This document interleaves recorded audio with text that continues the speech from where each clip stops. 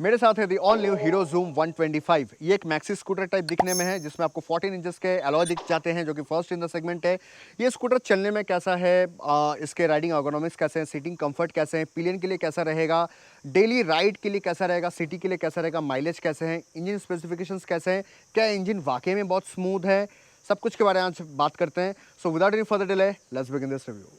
This is the all new hero Zoom 125। इसके दो variant है, VX और ZX। जो VX है वो लो वेरिएंट है और ZX ये टॉप मॉडल है। ये जो वेरिएंट है ये ZX है।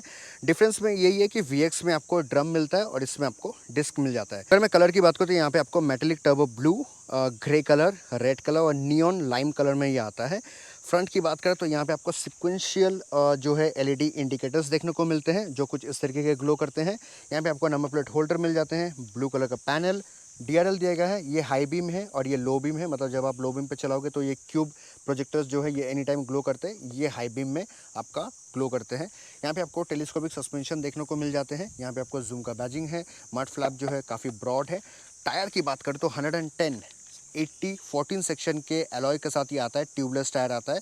MRF के टायर्स इसमें दिए गए हैं। अगर मैं इस तरह आपको दिखाऊं तो यहाँ पे आपको बाइब्रे के कैलिपर्स दिए गए हैं। 280 सेक्शन के यहाँ पे आपको फ्रंट डिस्क देखने को मिलते हैं। इसमें ABS वगैरह नहीं दिए गए हैं, रिफ्लेक्टर दिए गए हैं और जैपर FL के यहाँ पे आपको टायर देखने को मिलते हैं। इस तरफ देखें तो 125 का यहाँ पे स्टिकर दिया गया है। i3S टेक्नोलॉजी इसमें इस्तेमाल किया गया, तो इसलिए यहाँ पे दिया गया है। अगर मैं इस तरफ देखूँ तो यहाँ पे आपको जो है ब्रेक लीवर्स दिए गए हैं। आई विश इसमें वो वाले ब्रेक लीवर्स होते हैं जिसको लॉक कर सकते थे, बट यहाँ पे लॉक मैकेनिज्म नहीं दिया गया है। मिरर्स हैं and this is how it looks. i3S का बटन है स्टार्ट। मैं आपको इसका पहले एग्जॉस्ट साउंड सुना दूँ।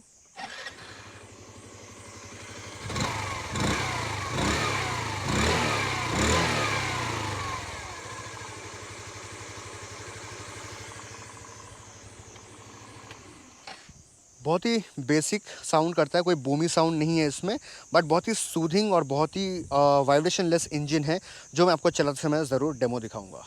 इस तरफ अगर देखें तो यहाँ पे फ्यूल लीड ओपन करने का, अगर आप ओपन करते हो तो इस तरह का एक आवाज़ आता है, ये खुल गया।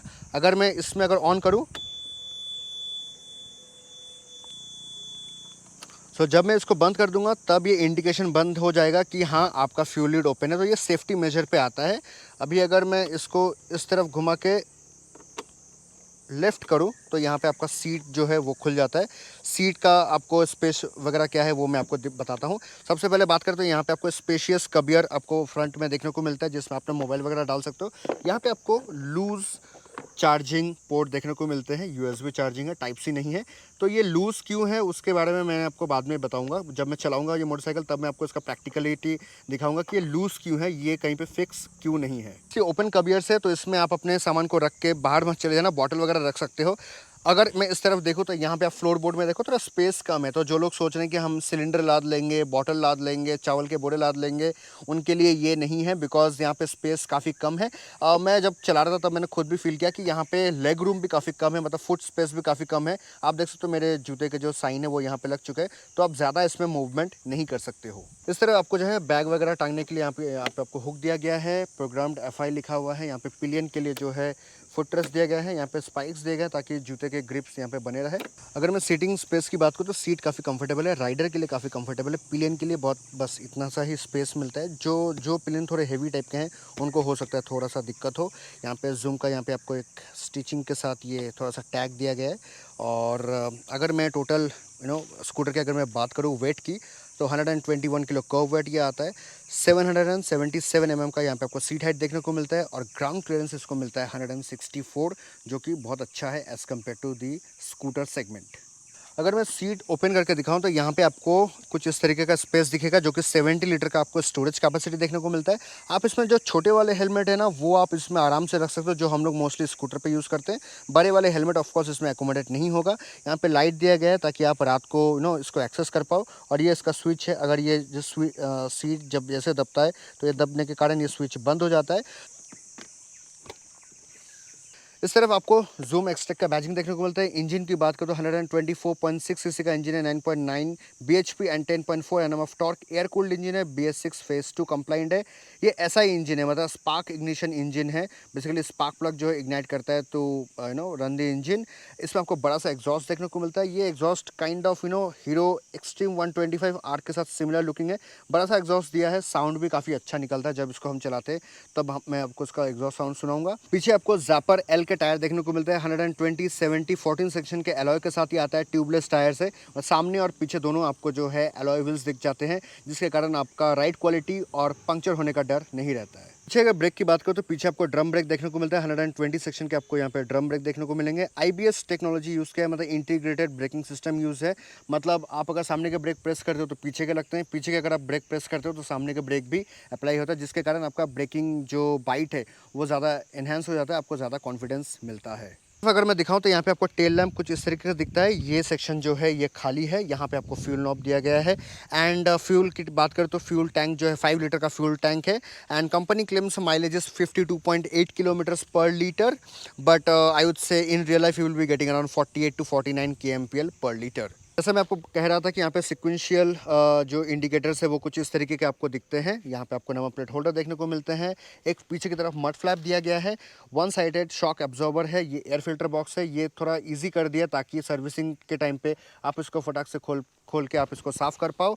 इस तरफ आपको इंजन का बेल्ट देखने को मिलता है, मतलब ये कवर्ड है एंड बेल्ट है। यहाँ पे किक स्टार्टर भी दिया गया है, मतलब इन केस अगर बैटरी वगैरह लो रहता है तो आप इसको किक स्टार्ट करके भी स्टार्ट कर सकते हो। सिंगल स्टैंड डबल स्टैंड दोनों है, बट अभी फ़िलहाल कंपनी से साइड स्टैंड जो सिंगल साइड स्टैंड होता है वो नहीं आया है। डबल स्टैंड से ही आपको काम चलाना पड़ेगा। जब ये वापस आ जाएंगे एज एन एक्सेसरी तब आप इसको परचेस करके लगा सकते हो। इस तरफ आपको कुछ इस तरीके का दिखता है। टेल लैंप साइड से जलते हैं। ग्रैब रेल्स दिए गए हैं फॉर ए कम्फर्ट। पिलियन के लिए foot rest, floor board and इस तरफ स्विच। पास लाइट इसी में है, तो ये क्या होता है बहुत ही इजी हो जाता है। मतलब आप जब सामने वाले को बताना चाहते हो कि पास देना चाहते हो तो आप इसमें इस तरीके से कर सकते हो। इंडिकेटर्स कुछ इस तरीके के हैं, सेंटर में दबाने से ये बंद हो जाता है। This is the हॉन्क। जैसे कि मैंने आपको कहा ब्रेक में किसी भी तरह का कोई क्लिप नहीं दिया गया टू लॉक द ब्रेक। इस तरफ अगर आते हैं तो यहाँ पे आपको इस तरीके का स्पीडोमीटर देखने को मिलता है। मोड बटन दबाएंगे तो ट्रिप 1, ट्रिप 2, यहाँ पे आपको ब्लूटूथ कनेक्टिविटी के साथ ही आता है, तो ये अभी कनेक्टेड नहीं है इसलिए यहाँ पे BLE यहाँ पे 0 दिया हुआ है। सैटरडे 17 जैन, ये टाइम गलत है खैर। रेंज है 180 किलोमीटर का। ये रेंज फ्लक्चुएट करता है डिपेंडिंग कि आप कितना चलाते हो, किस तरीके से चलाते हो। और यहाँ पे एवरेज फ्यूल इकोनॉमी आता है जो चलाते समय आपको यहाँ पे दिखता है। Rest again is the same thing, basic सा है। यहाँ पे आपको साइड स्टैंड इंडिकेटर पास लाइट का, देन रिजर्व में इंडिकेटर में I3S अगर ऑन है तो यहाँ पे I3S का लाइट जलेगा। सो ये सब कुछ ही बेसिक सा मिलता है। ब्लूटूथ कनेक्टिविटी के साथ ही आता है। टर्न बाय टर्न नेविगेशन यहाँ पे आपको दिखाते हैं। फिर आपको इल्यूमिनेटेड स्टार्ट इग्निशन का यहाँ पे आपको मिलेगा और I3S का यहाँ पे आपको स्विच मिलेगा। तो ये थे कुछ इसके स्पेसिफिकेशंस। अभी इसको चलाते हैं ऑन रोड, देखते हैं ये किस तरीके का परफॉर्म करता है एंड कैसा फील होता है। राइडिंग इकोनॉमिक्स उसके कैसे हैं, किन तरह के लोगों को ये पसंद आएंगे लेने में। सो ये सब कुछ के बारे में आज डिटेल में बात करते हैं। So without any further delay now let's begin the ride review. Back on the road with the all new hero Xoom 125 and इसको आज चलाते हैं। सो बहुत लोग मेरे वीडियो में कमेंट करते हैं कि कौन सा ग्लव्स मैं पहनता हूँ, तो this is the helium GT series and बहुत ही कंफर्टेबल है। स्टार्ट करते हैं। सो यहाँ पे इल्यूमिनेटेड जो है इग्निशन स्विच है। कुछ बातें मुझे बताने हैं, just give me few seconds. जब इनिशियली जब आप इसको पुल करते हो ना, बहुत ही अच्छे तरीके से पुल करता है। एंड ये चीज़ मैंने डेस्टिनी का टाइम पे भी कहा था एंड आज मैं दोबारा कह रहा हूँ। I don't know what technology they have introduced in the scooters at the speed of 82 right now at the 82 kmph। Still I don't feel vibrations at all. अगर आप एक प्लेन टारमैक रोड में अगर आप जा रहे हो इस स्कूटर को चला के, आपको इंजन से कोई वाइब्रेशंस फील नहीं होंगे। अगर आप 60-70 पे अगर आप क्रूज़ कर रहे हो, आपको फील होगा कि आपके स्कूटर में इंजन नहीं है। Trust me, it's that smooth. I don't know what technology they have used. 76-80 में कुछ फील ही नहीं होता, ऐसा लग नहीं रहा कि स्कूटर बहुत स्ट्रगल कर रहा है। I don't know what's the top speed, probably it crosses 100 kmph, मतलब 100 किलोमीटर पर आवर का स्पीड भी एक क्रॉस करता है। But at the speed of still 85, 86, I'm not feeling any vibrations. So yeah, I mean like a big thumbs up to Hero for introducing such smoother engine which doesn't make you feel stressed out, and आपको ना बहुत अच्छा एक ride comfort feel मिलता है। एक चीज़ जिसके बारे में बताना चाहूँगा, that is the suspension. Suspension थोड़ा सा हार्डर साइड में है व्हाट आई हैव फेल्ट। छोटे छोटे स्पीड ब्रेकर्स, बम्पर्स, गड्ढे वाले रास्ते से आप जब जाते हो you feel a lot of ऐसा आपको फील होगा कि अरे यार क्या है, सस्पेंशन है कि नहीं है, तो सामने का सस्पेंशन थोड़े से स्टिफर साइड में है, पीछे का सस्पेंशन थोड़े से स्टिफर साइड में है, जिसके कारण आपको अच्छा राइड क्वालिटी मिलता है, बट ओनली ऑन फ्लैट टामैक। अगर इस तरह का रोड है तो यहाँ पे आपको बहुत अच्छा आपको रोड कंफर्ट मिलेगा। आप मेरे वॉइस को से भी आप पता चला सकते हो कि अगर मेरा वॉइस करके काँप रहा है, मतलब रोड से जो बम्प से वो स्कूटर एब्जॉर्व नहीं कर रहा है, वो डायरेक्टली बॉडी में पास हो रहा है। तो in this scenario I feel इसका सस्पेंशन को थोड़ा सा और ट्विक करना चाहिए एज़ पर माई ऑब्जर्वेशन। थोड़ा सा और सॉफ्टर साइड में होता तो बहुत ही मज़ा आ जाता ये स्कूटर को चलाने में on good tarmac road as well as on a city ride.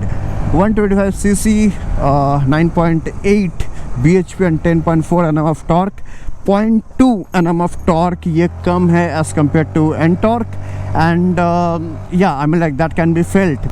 So जैसे ही मैं थ्रॉटल को ओपन करता हूँ बहुत ही स्मूथ तरीके से ये पावर बैंडविड्थ को जो है ये अचीव करता है, एंड आपको कहीं पे दिक्कत फील नहीं होगा जब उसको सिटी वगैरह में चलाओगे। You get a lot of confidence कि हाँ यार मैंने थ्रॉटल ओपन किया और मैंने ओवरटेक कर लिया।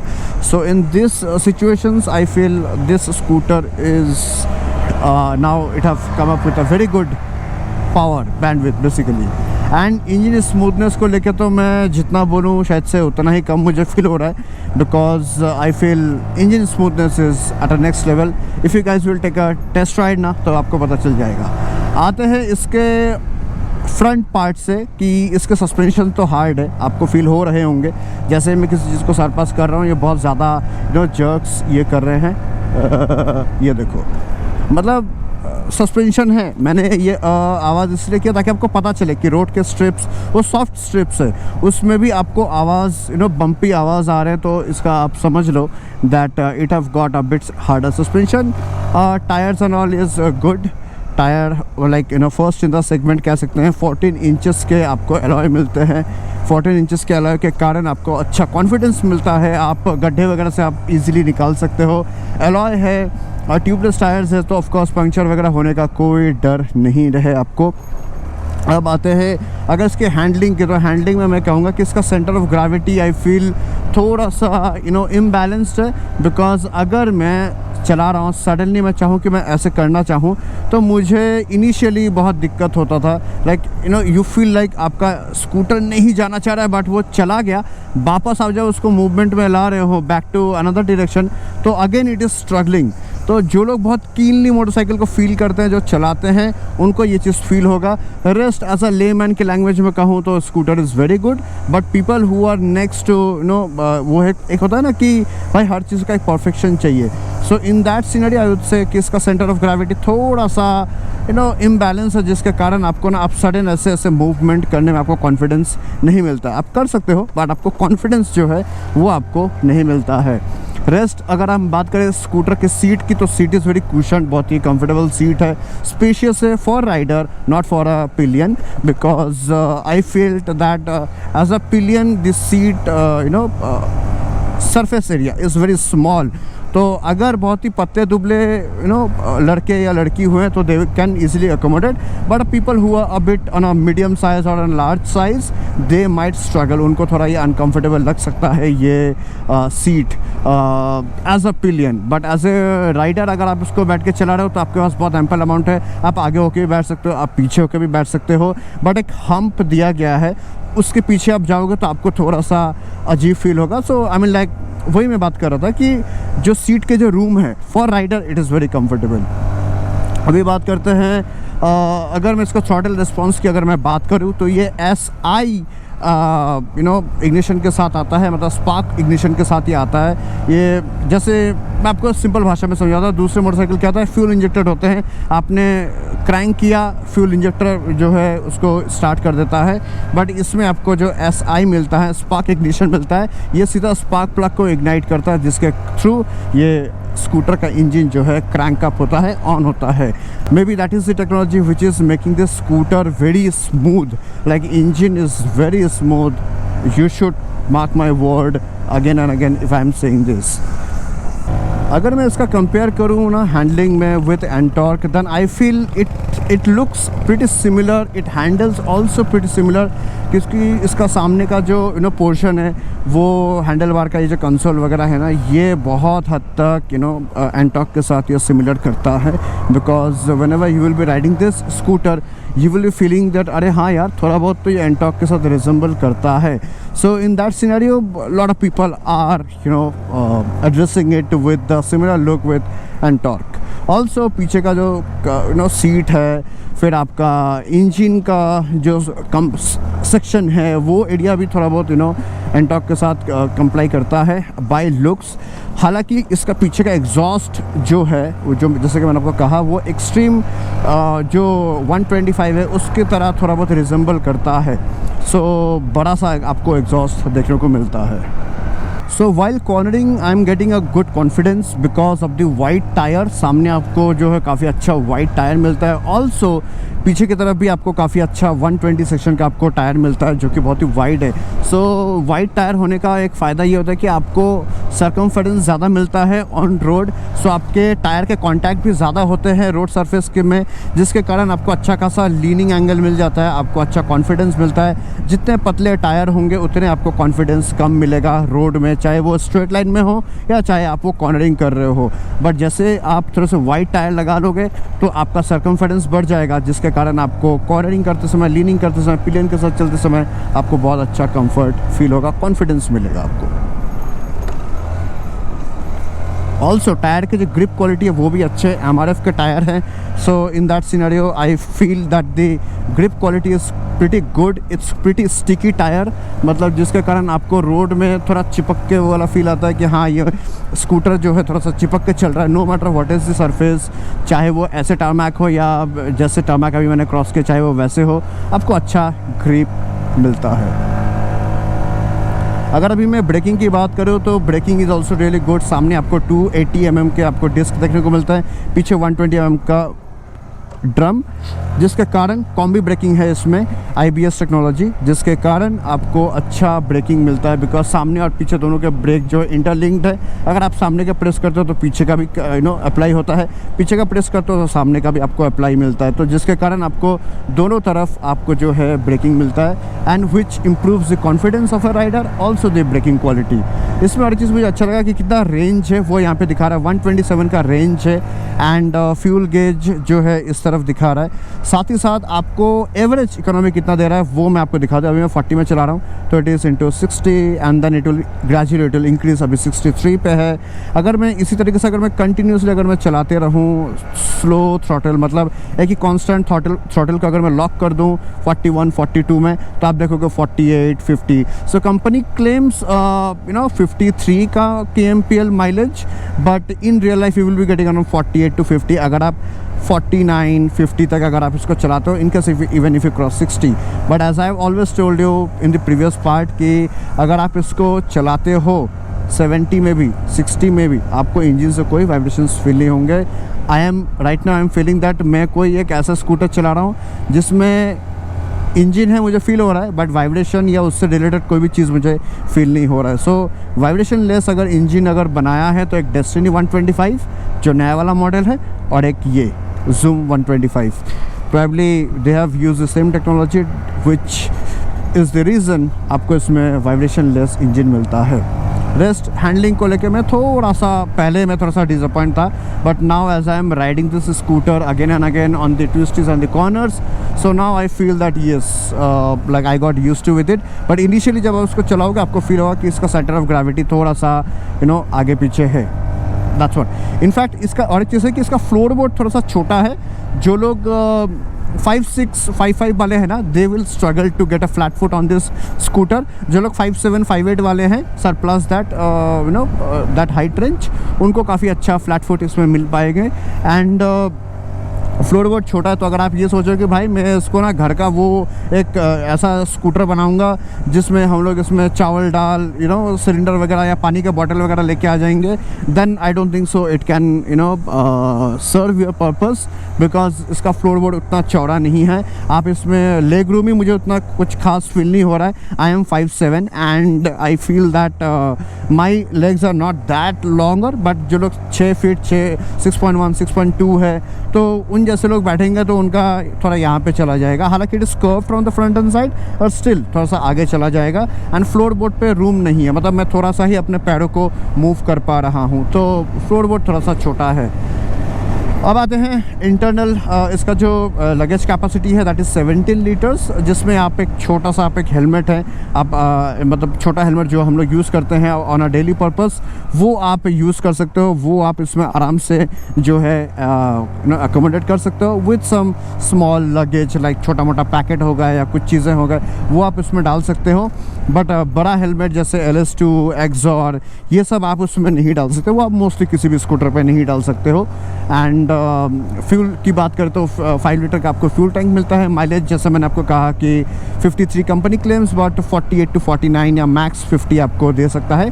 But it also depends like how you are riding you know, because mostly मुझे यहाँ पे 57-60 पे जब मैं चला रहा हूँ तो मुझे यहाँ पे 44-45 का दे रहा है, तो probably you will be getting a good amount of you know fuel economy in a longer duration में भी। फर्स्ट सर्विसिंग सेकंड सर्विसिंग के बाद आपको अच्छा एक माइलेज आउटपुट ये दे सकता है। कम्स विद ब्लूटूथ कनेक्टिविटी, तो इसमें टर्न बाय टर्न नेविगेशन वगैरह आपको यहाँ पे देखने को मिलते हैं। और अगर मैं सेफ्टी मेजर की बात करूँ तो यहाँ पर आपको जो है फ्यूल कैप आपका ओपन है या नहीं उसका आपको इंडिकेशन दे देगा। एंड यहाँ से फ्यूल कैप ओपन हो जाता है, तो जिसके कारण ये बहुत ही ईजी बन जाता है कि आप यू नो जस्ट यहाँ से चाबी टू को ट्विस्ट किया एंड पीछे का वो जो नॉब है पॉप आउट हो गया एंड पेट्रोल वाले ने पेट्रोल डाल के अब उसको बंद कर दिया and then you are ready to go. तो आपको वो उतर के सीट खोल के वापस से पेट्रोल भरवाने का जो झंझट था दूसरे स्कूटर्स पे, उस तरीके से ये नहीं है। So yeah in that scenario it is a very good compact machine कहूँगा in terms of daily commuting. किनको लेना चाहिए? जो लोग रोज़ कम्यूट कर रहे हैं, जिनका माइलेज एक बहुत बड़ा फैक्टर है, उनको कंफर्ट भी चाहिए एंड मेरे अकॉर्डिंग आपको बहुत अच्छा स्मूथ इंजन चाहिए जो आपको वाइब्रेशन लेस फील करवाता हो थ्रू आउट द बैंडविड्थ, चाहे आप 60 पे चलाओ, 40 पे चलाओ, 70 पे चलाओ, 80 पे चलाओ। So if you are looking for that sort of machine then I believe Hero Xoom 125 have come up with that engine जो आपको वो फील करवा सकता है कि हाँ it's a versatile multipurpose use scooter. एक चीज़ जो मुझे पहले वियर्ड लगा कि इसका जो USB चार्जिंग पोर्ट है वो ना ऐसे लूज़ है, मतलब वायर निकला हुआ है एंड देन डॉक बाहर है, तो वो मुझे पहले थोड़ा खटका कि इस तरीके से क्यों दिया। यू नो ऑन बोर्ड दे सकता था डैशबोर्ड में या फिर यहीं पे कहीं पे प्लास्टिक पैनल पे यू नो जो USB चार्जिंग पोर्ट का जो स्विच है वो होना चाहिए था। बट देन फिर मैंने लॉजिकली सोचा कि कईयों के ना वायर्स काफ़ी छोटे होते हैं, कईयों के गैजेट्स होते हैं जो वो नीचे रहेंगे, उनका वायर उतना लंबा नहीं है, या फिर उनको चाहिए कि यार attachable you know charging port है कि भाई उसका भी कोई वायर नहीं है, उसको डायरेक्ट किसी से कनेक्ट करके चार्ज कर सकते हैं। सो मे बी इसीलिए इन लोगों ने इस तरीके का डिज़ाइन को इम्प्लीमेंट किया है कि लूज़ वायर चार्जिंग डॉक है। आपका अगर सामान छोटा है या वायर छोटा है तो आप इसको अंदर ही रख लो और ये एक्सटेंड होके वहाँ पे आपको चार्ज कर देगा। अगर प्रैक्टिकली देखा जाए तो this charging dock is more practical as compare to other charging docks. But अगर आप यहाँ पे मोबाइल माउंट वगैरह लगाना चाहते हो कि यार मुझे मोबाइल माउंट से चार्जिंग भी चाहिए, then that is not you know applicable because उसका चार्जिंग डॉक काफ़ी नीचे है, तो आपको नीचे ही रखना पड़ेगा, या तो आपको बहुत लंबा एक वायर चूज़ करना पड़ेगा जिससे आप इसको चार्ज भी करते रहो और ये आपका मोबाइल को भी यू नो चार्ज करे और ये अंदर नीचे से रहे। तो I guess I have completed most of the parameters जो आपको जानने चाहिए थे। आप अपने विचार, अपने जो यू नो राय है वो मुझे कमेंट करके ज़रूर बताना कि आपको क्या फील होता है। Also you can like this video and share this video with the people, friends and family members जो एक 125cc का स्कूटर को लुक आउट कर रहे हैं फॉर द डेली पर्पस में भी, ऑफिस जाने के लिए, कॉलेज जाने के लिए, स्कूल जाने के लिए, या फिर यू नो डेली कम्यूट या नॉर्मल सिटी राइड्स के लिए। I think it can do touring as well. Of course scooters are never meant for touring, I mean like people do it but it's never meant for touring.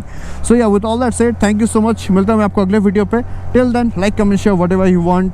Bye bye.